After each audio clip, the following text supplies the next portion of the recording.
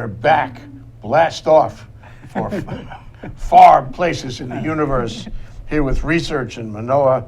And we do research at 1 o'clock every Monday with guests from SOEST, the School of Ocean Earth Science, and HIGP, the Hawaii Institute of Geophysics and Planetology, right here on Research in Manoa. And today we have two old friends, Jeff Taylor and Linda Martel from HIGP. Did I get that right? All of that right? Yeah. You got it all right. Okay. Yeah. Perfect. Scientists. Space. And you know our mission here on Think Tech is to connect you guys to the community, to give you as much exposure as we possibly can. Why? Because we believe that Hawaii's future is in science. And you know, the university has so much fabulous science going on, but I have to say a lot of it is at SOEST and HIGP. So we get a chance to look inside. Yes. Yeah. Yeah. So thanks. That's why I came here. Yeah, here to the show or No, here to yeah, why I moved to Hawaii to SOEST.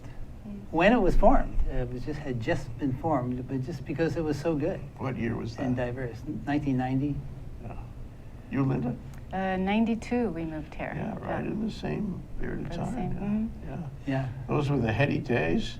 I remember the bubble, the Japanese bubble, and you know they paid all these trophy prices for properties you Yeah. wondered about, and they said we're not in it to make money. We just want to do good for the community, and then they started raising the rents. Don't you remember Yeah. that? Yeah. And everything changed in the early '90s, and then there was the bubble when I had a client. Pardon me for going off on this. I had a client, a Japanese company, and I said, "When are you guys coming back?" They were all leaving. "When are you guys coming back?" And he said, "We're not coming back. My generation is done. We made mistakes here in what we bought, what we did. Oh. My generation is not going to come back. Another generation will come back." That was very That's interesting. very interesting. Yeah. And it had a great effect on Hawaii, still does. Yeah. Anyway, Yeah. that's walking down memory lane. Today we're going to do your new website first, the PSRD website. I want to be clear, it's not PTSD, because that's another show, another crowd. Today is the PSRD, and that stands for Planetary Science Research Discoveries. So we have some slides, and we have some graphics. Can you walk us through it, you guys? We'll put them on the screen, and you do the voiceover. Yeah, well, this is our home page. Let me point out too, it's not our new website, although we keep changing it Okay. and its content. Okay. But it started in 1996. It's great. Our first article was about life on Mars in a Martian meteorite. So anyway, that's the main opening page, and with Linda Designs, this is an archive. Could you go back to the opening page and we'll just kind of talk through some of the features? You want to do that? Linda makes it all happen. Ooh, about maybe 5 years ago, someone said, "Why don't you make it look more like a news site with the columns and recent Yeah, articles yeah, and yeah. things?" So we always have a headline article that's over there on the left-hand side, and links to whatever's new for the month. And at the top It's a is scientific article about scientific discovery. it's that- something about the Earth or the Moon or Mars or meteorites or asteroids or something that NASA's doing Mhm. that's new and out there in the published. So if I want to stay literature. current Mm. on your area Yeah. of science, I just go here. Yes. Yeah. What's the name of the website? Planetary Science Research Discoveries. Yeah. PSRD, the address is PSRD, PS. PSRD dot Hawaii.edu. edu. Okay, all right. So that's how I can find it. Let's see some more pictures.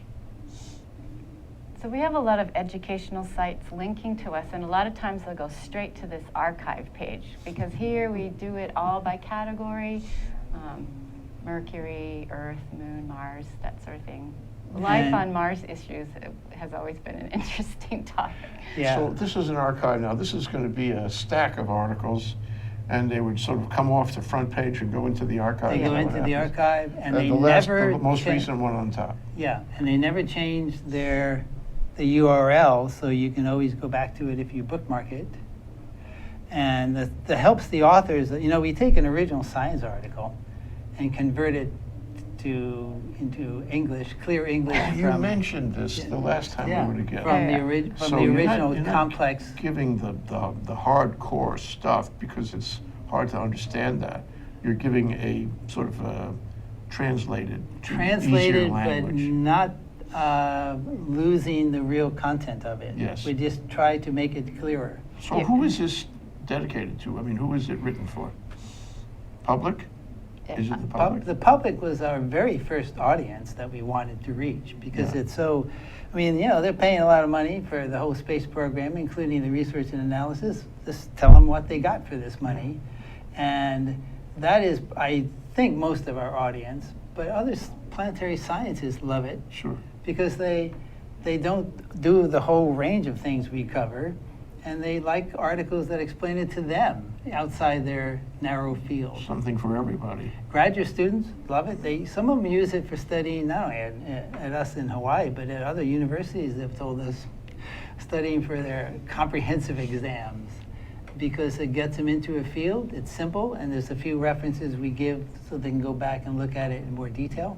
So we're geologists, but we have astronomers writing to us and physicists saying, we'll give this to our students That's to great. read. To get, And now, they come from everywhere, no? oh, yeah. Not yeah. just Hawaii. You have writers from Hawaii, articles about what you're doing at HIGP Yes. and all that. HIGP. Yeah, in fact, we could have the site devoted nothing to Hawaii. Some of our people are so productive.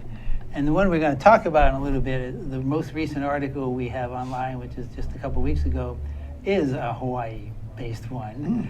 But that's not common. We purposely try to reach out. By the way, our audience comes from all over. We have a subscribers list, which you can just sign up to, and all that gives you is a notice that something's come out. And that's from 57 57 countries. Really? Yeah, you know, Wow. interesting to me. I mean, That's a lot of countries. fascinating. But you know, it's science. Science is global these days. Well, space programs are global. Space programs, for India, sure. China, Japan, right, Yeah. Russia, yeah. And if I wanted to come to school, if I wanted to come from, like the way you did, come to Hawaii, come to SOEST or HIGP, this would be a great place for me to ramp up on this website. Oh, yeah, I think so. Yeah. I'd make a I very, think so. I'd make a good impression if I read it, and if I knew the articles on it. Yeah. Yeah, we did a faculty search, and they all mentioned they used the website. Smart guys. Yeah. Yeah, being so savvy, good enough reason to hire them. right on the spot. So our archive also has, you know, articles from the very beginning. So we go back to the 90s and 2000 and all that sort of thing, but they're still relevant. They'll give a student the history of the research behind something. And you Oh, can I see articles right there. These are Isn't that Mars. MV Martel. Yep. And there's one Jeffrey Taylor. These are the same people. They- Gee, Jeffrey Wait, Taylor. I know those guys. Yeah. Yeah. You guys are there. You're well represented. And we accompany it. We changed the titles from the original articles, and we have a colleague who hates us to do this because he loves descriptive ones. He said, we don't know what the article's about, but we do have this little blurb that goes with it, Sure. a one-sentence tagline that Sure. says what the paper's about. But some titles of papers are ultra snoozers. Well, they're 2 lines long and they're like the whole abstract in technical speak. So we changed So them. change that. So We changed you had to go through your content and make it worthy for this new concept for the website. You had to look through really everything you have. And we read the articles, and sometimes, no matter how experienced I am at in this game, you have to look up things. And that's what's really great about it for me. I learn a lot doing it. You know, it's every time you read a paper and you're going to explain it to someone, you understand the paper much better than if you Sure. just read it and You say, should read "Oh, your yes, own it- stuff once in a while. What about links? Do you have links in the articles where you make a reference, an authority, a source, and you can click on that and it takes you there? Yeah, that's really important. Yes. For our credibility, For- and teachers wanting to know. And some of the links are to websites, some to where you can get pictures and data about the meteorites, and some to articles. But in general, the articles we don't link to except for the main article because if they're published in journals, then they're not accessible in most cases without a Login. With Oh, a yeah, subscription, and yeah. that just frustrates people. Okay, so Yeah, what we yeah. do is we link to an abstract. Every technical paper has a one-paragraph abstract. public can and see that's that. Everybody public. can see that. So yeah. you can go right to that. Yeah, that's great. So none of that frustration. Yeah. Okay, well, here we have more. Why don't you give me a running dialogue about what Oh, we see? this is good. Linda writes most of these. We started a shorter format. We have so many things to write about that this one's called a Cosmospark. And we were looking at the interior of Mars. We were looking at a picture, an article someone wrote about Mars. And they're using an olivine crystal and tiny little inclusions of melt glass in them to figure out what the inside of Mars is like. So this is an example. Yeah, it just highlights the paper, and if someone's interested, this is more of a service to other scientists to draw attention to an interesting article, but the public, I think this may be plenty for them to have this short report. It's kind of like watching book TV. I hate to say that I'm a complete nerd, but book TV is great. You listen to somebody, it's all nonfiction books. They give a talk at a bookstore, usually somewhere, and they sometimes you say that was interesting, but that's enough for me. The talk was enough. Other times you say, oh, I got to get the book, and this is similar. It's the little Cosmosparks are this short reports. Short reports. I heard recently, I didn't know before, that you can buy books in audio from Amazon, and you can listen wherever you are, whatever you're doing, you can listen to the books. And I actually think that's the way of the future, to just listen to books, because it's easier somehow. For some lifestyles, it's easier to just listen to it. So maybe that's coming soon for you guys too. Your articles just, spend quality time reading the article into a digital recorder. Did you ever listen to, I only did this once, listen to a book narrated by the author, read by the author? That's very Because interesting. that, especially I think in fiction, because or even nonfiction, the way they say something can put a little different meaning on it. Sure, and then you begin to understand what they really meant. Yeah. What about the major scientific pubs? I'm guessing Science, for Science, example. yeah. Science, the Nature, journal Science, right. journal Nature. Are you able to pull that down or link to that from your website? Can you do Well, that? we link to the abstract, but The abstract. unless But it's then you need a login to actually read it. Most of the time. most of the time. But anybody But at the you university. don't have to read it, Yeah. because we will have simplified it and Yes. read ours. So you get the idea. We have to Yeah. take this information out of the technical realm. Don't just let the technical scientific people have it. We need to put it out there so anybody can enjoy it or use it in their classroom. And We're going to take a break now in a minute, but I want to offer you guys an opportunity to tell them anything else they need to know about this website, this refurbished, renewed, recreated Continuously refurbished and renewed. website. Continuously refurbished, yeah. Yeah, it minimizes, or it does not do razzle-dazzle web things. no blogs. No, it does not opinionated blogs that have empty reasoning. It really tries to tell a story that is based on an article, sometimes up to 4 articles where we combine them because they relate so much to each other. And that's, if you want to know about science, it's sort of like the American Sciences Magazine level. It's simplified for the public, but where they want some detail. That's great. It's a And- real public service, and a service for scientists and a service for those who would like to be scientists. Yeah. Yeah. Well, we're calling this Aligning with the Planets today, and that website certainly does that. You're on Research in Manoa with Jeff Taylor and Linda Martel. We'll take a short break, we'll come back, and we're going to talk about searching for primeval water on the Earth. Oh. Aloha! Hello, my name is Patrick Bratton. I'm host of Global Connections here at ThinkTech Hawaii. We broadcast live every Thursday at 1 p.m. We bring Hawaii to the world and the world to Hawaii, talking about international events and various things of interest to the audience. Please join me. I look forward to talking with you and having you get to meet some of my guests. Aloha.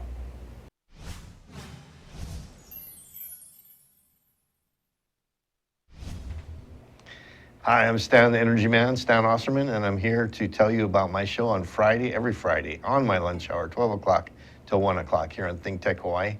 We talk about everything energy and anything you ever wanted to know about energy. So we're full of energy, and we'll see you here every Friday at noon to 1. Aloha.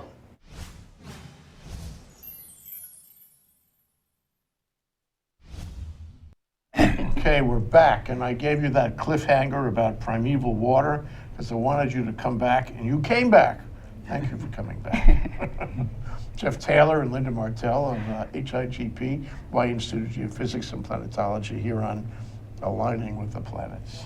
Okay, now we're going to talk about primeval water. Oh, that's got such a mystery about it. What in the world is primeval water? It's ancient water that was accreted to the Earth as it was growing, as planetesimal hit it, and the body kept getting bigger and bigger. And it was preserved from the time the Earth formed, and not modified in the 4.5 billion years since by any of the processes that happen on near the surface, like evaporation from the oceans, the freezing and thawing during ice ages, and plates being dragged down underneath each other. Nothing's affected it. It's the ancient water, and it represents the water in some of the material that the Earth formed. Okay, so here we have an article, Primeval Water in the Earth, and that is by me, Jeffrey Taylor. And the article is written by, in this case, I'm actually a co-author of this article. And usually we tend to shy away from ours, but some of ours are so good. Good science. Anyway, this one was in Science Magazine a month ago or so. Mm-hmm. And the first author did most of the work here. Lydia Hallis, her name is. She's now at the University of Glasgow in Scotland. Mm-hmm. And she's from the UK originally. And we have our team are the authors, Huss and Nagashima. The first two are these ion microprobe geniuses to do these analyses. The real secret here is to do hydrogen isotopes. And as I'm sure we all know, in our everyday lives, we worry about how much deuterium and hydrogen there is in your water. My wife and I speak of it every evening at dinner. Yeah. I do. I've stopped going home because of that. I'm just fed up with You didn't come to our house. But anyway, it's actually a monitor of where water comes from. But the trick is, we want to find it out in the deep earth. Well, you can't just go down to deep earth. Deep earth is deep, but it's thousands of miles to get down to the bottom of the mantle. Near the mantle? It's at the bottom of the mantle. Oh. And there are regimes down there, though, that we have sampled because they create plumes. Hawaii plume comes from very deep in the mantle, and it's a solid plug of material that comes up. Doesn't melt until it gets near the surface when the pressure is low enough. The pressure keeps squeezing the melt in, so it doesn't melt. You mean it's ice? No. It's all rock. The amount of water in these things is 1,000 or 100 parts per million. Okay. So it's a trace amount, but it's an important amount because Yes. it carries this record. But the plume comes up in Hawaii, Iceland, and in this area called Baffin Island in northeastern Canada, and it comes up and forms a magma. The magma rises through the crust, but then begins to crystallize, and some of the melt gets trapped. Very important, trapped inside the first mineral to form, which is named olivine, and it's the green one that we see in our rocks here, and it traps not only the melt, but it prevents the water from escaping because at low pressure it bubbles off. In fact, we have a picture of steaming lava in Hawaii, number 7, and it's when lava comes up, look at it, all that steam. Some of that is sulfur gases, some of it is water vapor and condensing around it, but these gases escape, but not from the little cup the olivine cup holders. Yeah. So Lydia got a lot of these, especially from this place in Canada, Baffin Island, and measured the hydrogen isotopes and total hydrogen content in these, and found that they were the lowest ever measured. on Earth, natural Earth The samples. lowest hydrogen isotope. The lowest ratio of the deuterium, which is heavy hydrogen to hydrogen ratio, and that is a sign that it may have something to do with the primitive Earth, and the primitive disk around the sun from which the planet is formed. That is thought to be very depleted in deuterium because it ends up being made by other processes later on. So the processes have changed water on our They have planet. changed the isotopic This is the original composition. water. In fact, you know who explains this better than I do? Nobody. Yes, Lydia. And we have this clip of Lydia Hallis. When this article came out, they got a little press from it, and she did at the University of Glasgow did a great 1 minute 15-second. Want to try for that? Description. Let's see if Can we get try the clip the- of Lydia explaining? The way that we determine where water came from for each planetary body, it's to do with the different types of hydrogen that are in the water. And what we found is that the composition of hydrogen in the deep mantle of the Earth is actually different to the composition of hydrogen that we find in the oceans on the surface of the Earth. So what we can tell by that is we look at different bodies in the solar system, such as comets and asteroids, and they all have distinctive hydrogen compositions. We can look at the deep Earth and say, okay, well, this means that the composition of hydrogen down there didn't come from comets. It's more likely to have come from very early in the solar system, before planetary bodies formed, the very beginning, what we call the protosolar disk. The composition of hydrogen back then was similar to the composition that we see in the deep mantle today, which means that the hydrogen at the surface of the Earth has been processed in some way. Most likely the processing being that because we have such a thick atmosphere, Earth is continually losing hydrogen to space, and that's changed the composition of the surface water, but it hasn't touched the deep mantle's water because the deep mantle is protected. It's not affected by surface processes.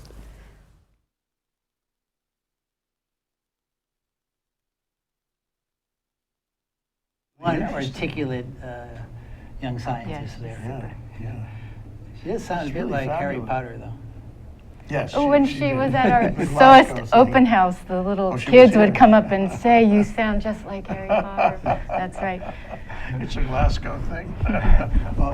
So, can I have this kind of water with my martini? No. Can I make ice out of it? And No, there's not enough of it. It like ends up coming up. It's a trace amount. It's actually kind of remarkable. You're measuring the abundance of a rarer isotope, deuterium, compared to hydrogen, in a material that has very little hydrogen. So it's a hard analysis to make. Yeah. And Lydia, with these two guys, Gary Huss and Kazu Nakashima, they got the techniques down and to be able to do this. Theoretically, they could extract enough to have a glass. If you had enough, you could. I guess you could get would the it be glass dangerous? of primitive. No, I don't think so. It's germ-free. It's been cooking at 1,000 degrees for 4.5 billion years. Now, I was thinking at first when you talked about primeval water that it would be the water at the bottom of the ocean, which has a life of its own, right? Which doesn't come yeah. up. It doesn't, Circulate around. right, it yeah. doesn't circulate Yeah. in this. Yeah. It doesn't boil off or anything. It just stays there forever. We're not talking about that. We're not talking about that. And in fact, the use of the word water, we're all doing it. And it's true of lunar water too. With talking water, it actually isn't exactly water. I mean, it's not like a drop of water or a glass of water. It's the molecule, H2O, may be present, but also it may be present in part as OH, and maybe there is just H2. Yeah. But it's easier just to lump it into water for comparison, but it is a low abundance.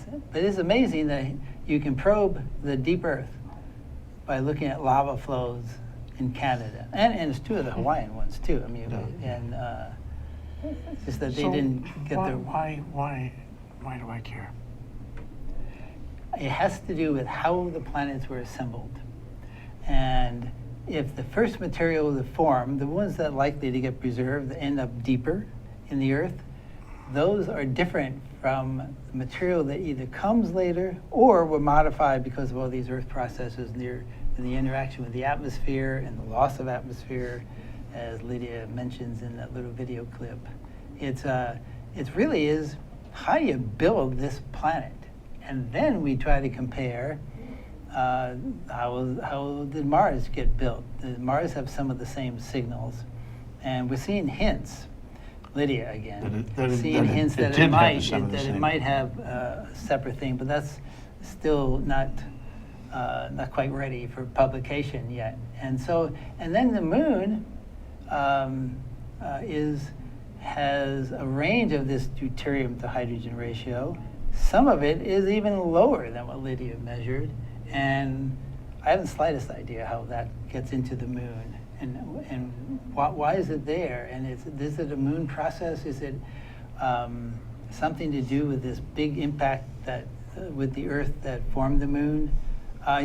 We really do not know. All we know is that there's some rocks with extremely low deuterium to hydrogen ratio. But let me ask you though, if you can go back this way and look at the, what do you call it, primeval water, and make some conclusions about how it was, billions of years ago. Can you also sort of find the progression that will show you changes in the future? I mean, using the progression between billions of years ago and now, could you apply that going forward and figure out what's going to happen in the future? I don't know. And whether, I'm just trying to be helpful, no, Jeff. Yeah. The man is giving me assignments. Homework. Next article. It's a good question. What will happen, and how fast does it happen?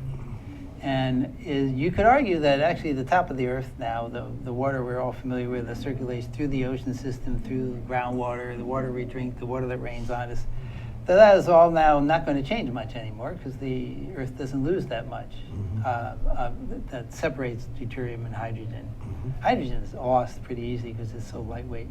But why, whether that continues, and how long does it take? I mean, maybe it will continue, but we're going to have to, people are going to have to keep looking and see how it goes every million years with some gigantic time. Geologic time. That's why we do these videos in a format that will be useful in about a million years.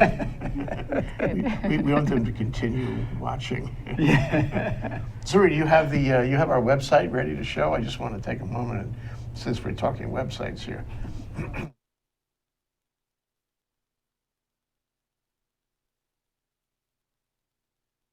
I think there's a latency here, so you can't. But we're actually broadcasting on that, Yes. and that's like a television website. Yeah. And It's so great. then we have ways of finding all the old videos, including the videos that you guys have done and so forth. So you're not the only one with a renovated, It's wonderful. newly I mentioned, enhanced Linda website. just reminded me, I forgot, we should look at the, We have a picture of the gizmo in the basement of our building, the Keck Cosmochemistry Lab, Yeah. where these measurements were taken. It's just a really nice, Measurements fun, of the water. of the those, water. yeah. the little- and the person in front of the ion probe, it's number 10, is not Lydia Hallis. That's my graduate student who's now graduated, and she's in the UK too, and named Katie Robinson. This is the machine. It takes up a whole room that's the size of the whole studio area here. And what does it do? It measures tiny amounts of elements and gets their isotopic composition if you want. Now this picture doesn't even show the whole thing too. It goes off to the left there, and It has Amazing you see a little bit of Did you red guys in the front. develop this? Did you design this? No, but we have, when I say we, I am of course referring to Gary and Kazu. Of course. Have improved it.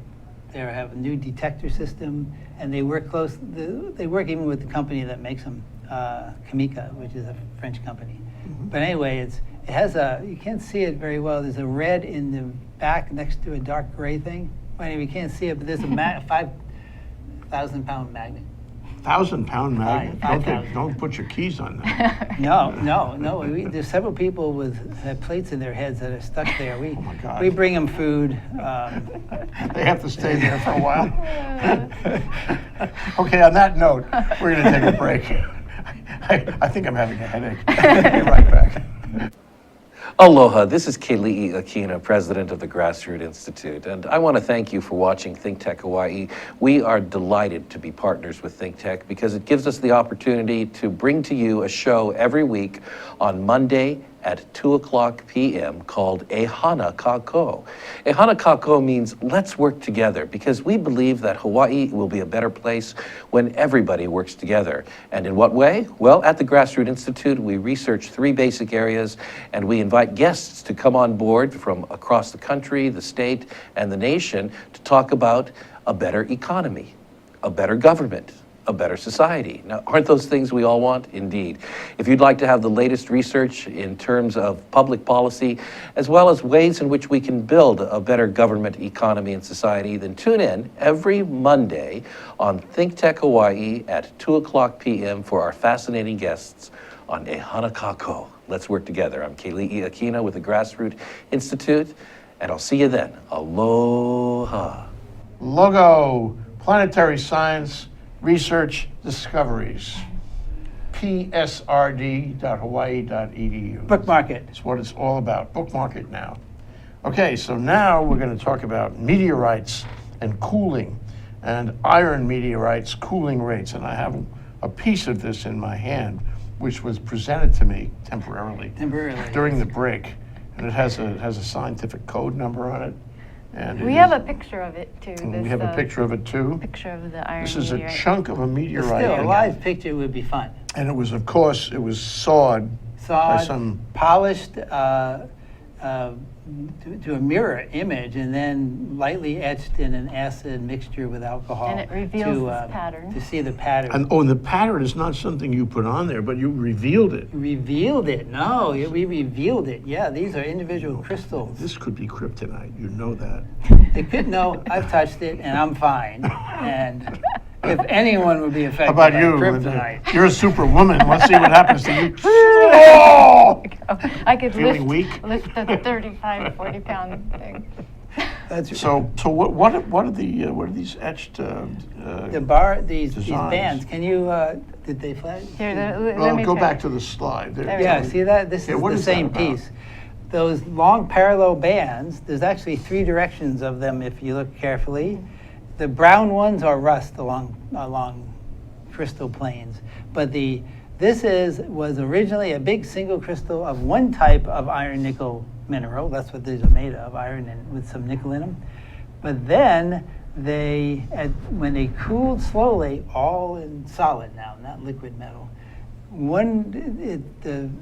the metal has too much nickel for its temperature, and it gets rid of it by making a low nickel phase that forms along crystal planes in the original crystal. And that's why they're oriented. Some of these crystal planes in other meteorite specimens, they're up to 1 meter across. I mean, it's amazing. So the original crystal was one big crystal of iron nickel metal. Can we do that? Do I don't know. Earthlings have the technology? I don't to know do if we that? can make them that big, Yeah. but we can make many versions of this structure, which is named after the person who found it, named Whitman-Statten. Yeah. So this is something that I'm trying to figure out. So you take a slice out of the meteorite with Yeah. a saw, Yeah, like it. and you get this, and just that look at whole this, meteorite's going to look like this. Yeah, look at this meteorite here, for example. This meteorite actually has an interesting history. It's called Odessa, and landed, you would think, oh, it must be from Russia. But it's not, it's from Texas. Odessa, Texas. Right. Got it. West Texas. The last And- picture show. And it made an impact. There were actually, this meteorite came down, broke up in the atmosphere, and made 3, 4, 5, 3, 4 little impact craters, up to a couple 100 meters across. Now, Jeff, is that the whole No. fragment? This is a fragment of a bigger object. You didn't that saw was, that. No. This was found No, in it its was found. entirety, It just broke- like yes, this. Right, exactly. in this shape, in these In the shape, shapes. yeah, it gets shaped by the atmosphere, it gets shaped by the shock waves. And then, if we were to cut this up, we would see a pattern somewhat like this. This is- A typical meteorite looks like this, yes. Yeah. So how much does that weigh? Because it's really heavy. Yeah, this weighs, I carried it here, it weighs 880 pounds. Yeah, I carried it one-handed. 80 pounds. He No. said 880. 880 pounds. Yeah, I carried it one-handed. Sure. You know, if you go to the Or I gym carried, on a regular basis, or I you can do carried this it too. on my back, bent over, and it weighs 30. But you know, it 30 is pounds. shocking how heavy this is. I really can't, without straining my back, lift this up by leaning over Wait, 30 pounds. Slide this you know? across the table. Oh. Okay, I'm gonna lift Careful. it. Maybe, the camera will show. This is really heavy. It's really heavy. Oh, I can hardly get it off with I know. both my hands. Isn't it amazing? Oh. It is. It Wanna just try it? shows. I don't want to You know what else? You know what this shows? That too. That it's no wonder metallic iron makes up the core of the Earth. If you melt the Earth, really, something this heavy is bound to Right. sink. This is Yeah, the yeah. core of the Earth. And kind they of sank material. in asteroids too, which is where those iron meteorites come from. They're the cores of asteroids that heated up when they formed, melted, and the metal dribbled to the center, even at the low Because gravity. it's so heavy. Because it's so heavy, even with low gravity and a small object, Or put it doesn't another matter. way, the other things that are less heavy are spinning to the by some kind of centrifugal force, right? No, it's it turning. depends on how fast they spin. The spin doesn't matter as much as you would think it would. The gravity really just drags it down. The other ones go The up. density is different. Yeah. Density. Okay, well, this is this is as dense as it gets, Yeah. aside from U-235 or something, right? I mean, this is It's actually it's half as dense as lead. If a piece of lead this would big, be even heavier. Oh yeah, and Linda would have had to carry it, not me. So now here's an interesting thing, that the pattern in there can be used. This is one of the first things I worked on as a planetary scientist, is cooling rates. And you can, the metal, the nickel and iron are chemically, they get zoned, and during the slow cooling, all in the solid state, no liquid around, and by measuring diffusion rates in the laboratory and knowing how much nickel should go into which mineral, another experiment in the laboratory done by people who are metallurgists, experts, and then you can figure out the cooling rate. And the cooling rates of these iron meteorites come out to be, many of them are 10 to 100 degrees per million years. Really? And that indicates it's surrounded by a rock's not a great conductor, so it slows the cooling down. Yeah. A rocky layer, 100 kilometers or 100 miles, doesn't make any difference, it's a range, thick. Some of them actually cool so fast that they don't have the rocky layer, which means they must have gotten an impact that stripped it away after the core formed.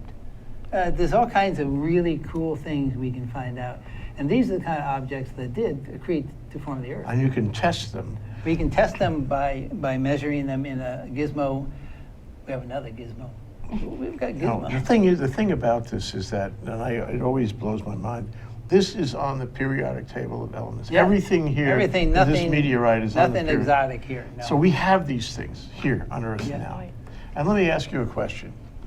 Linda, you're going to like this one. Okay. So if this takes a long time to cool, in other words, I make it hot, and then it takes a long time to cool. And I have these materials right here on Earth. I could build a big piece of this stuff, okay, and I could heat it up, okay, and then I could draw that heat off it again, and it would stay hot for a long time. It would retain the heat.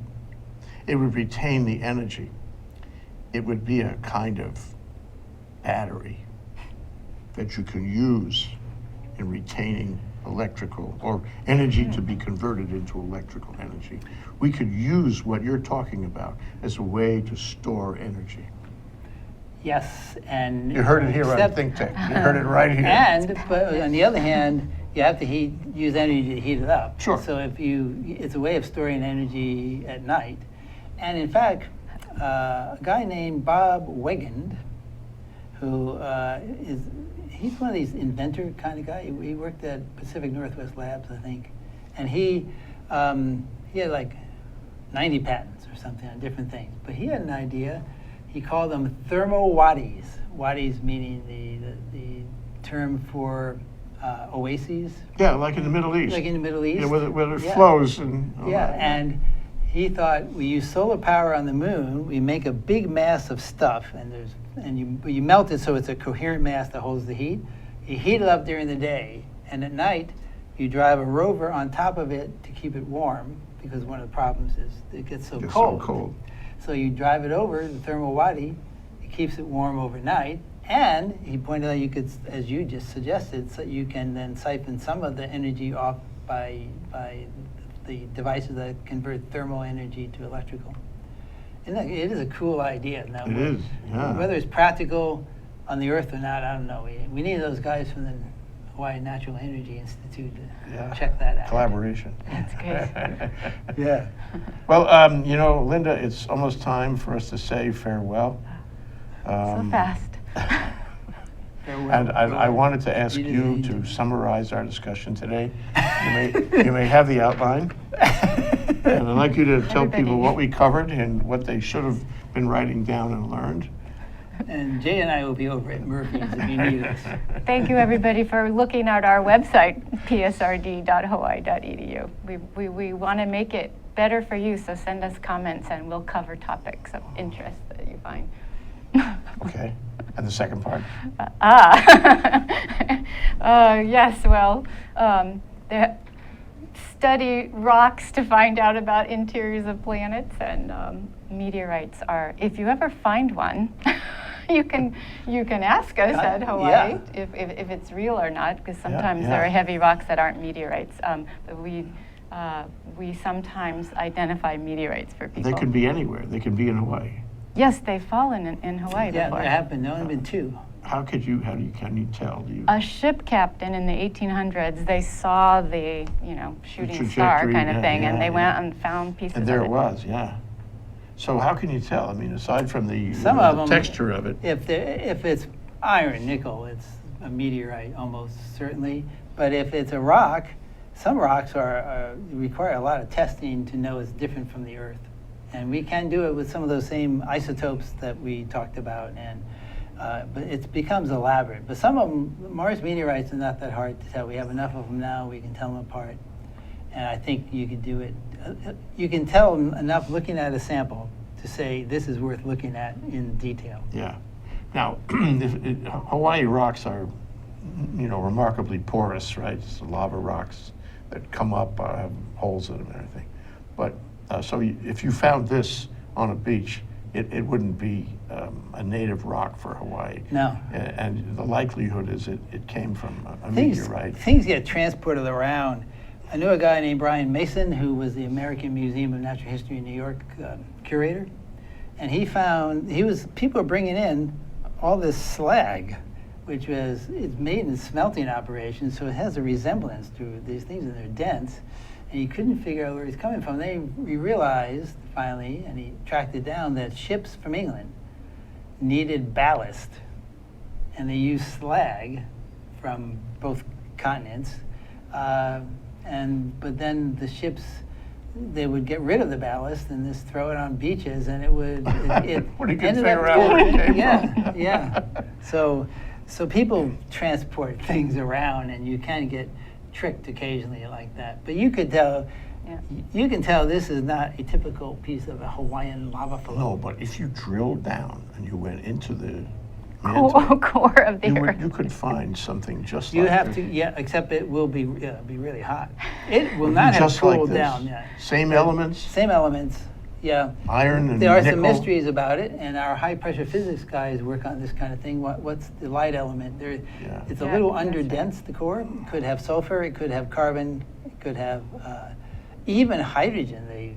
People have speculated, but we don't know. And then I don't know if we can ever know definitively. We can certainly test the feasibility with high pressure physics Well, that's research what that you we guys do. do. You find out how to make it work for us. Yeah. Knowing the planet, is a better way to use the planet and affect our quality of scientific life. Yeah. Yeah. Okay, well, that's it. Our game is up. And we talked about, wait, I know the answer to this.